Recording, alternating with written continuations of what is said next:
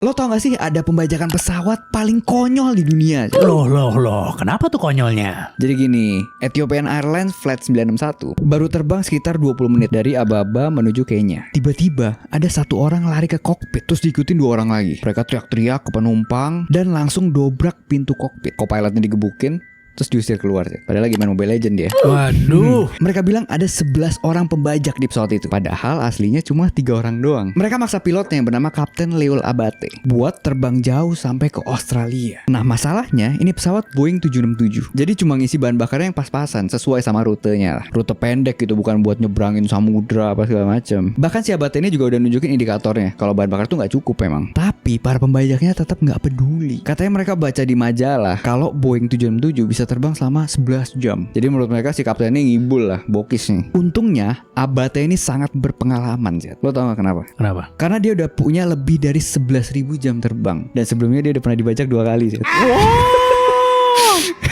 Jadi ini ya pembajakan ketiga dalam hidupnya. Dia coba ngulur waktu, ngajak ngobrol, nyari cara. Dia sempat usul juga buat mendarat di Mombasa, buat isi bensin lah, isi bahan bakar. Yang bikin makin parah nih, salah satu pembajaknya malah duduk di co-pilot, terus malah minum whisky. Malah nyantai baratnya ya. Malah nyantai, malah sambil main-mainin tuas pesawatnya. Wah. Tapi karena Abate ini udah pengalaman, dia punya trik. Waktu dia pura-pura ngikutin arah ke Australia, dia sebenarnya belokin dikit ke arah pulau-pulau kecil di Samudra Hindia. Namanya Comoros Island. Jadi kalau bahan bakarnya habis, masih ada daratan tuh buat dia emergency landing. Akhirnya bener aja, salah satu mesinnya mati.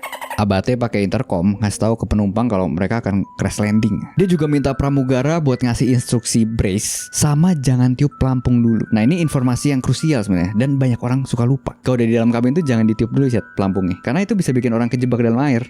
Jadi pas dia misalnya mendarat di laut, malah ngambang semua ke atap pesawatnya, nggak keluar. Contoh nyatanya kayak kasus ini. Jadi banyak orang terjebak di dalam pesawat. Akhirnya pesawatnya nyoba mendarat di laut, ya kan? Tapi sayap kirinya itu nyangkut ke air duluan, langsung muter, terus hancur total kebelah dua. Dari 175 orang, 125 meninggal, 50 selamat, termasuk kapten dan co-pilotnya yang selamat. Si penjahatnya? Penjahatnya habis semua. Dan lo tau Pulau Comoros ini kan salah satu tempat wisata ya. Jadi sampai ada rekaman asli dari turisnya sih, yang lagi ada di pantai itu. Habis tragedi ini di tahun 1996, dunia penerbangan banyak berubah di sini. Jadi security makin ketat, perhitungan bahan bakar mulai diawasi, dan prosedur untuk membajakan makin jelas.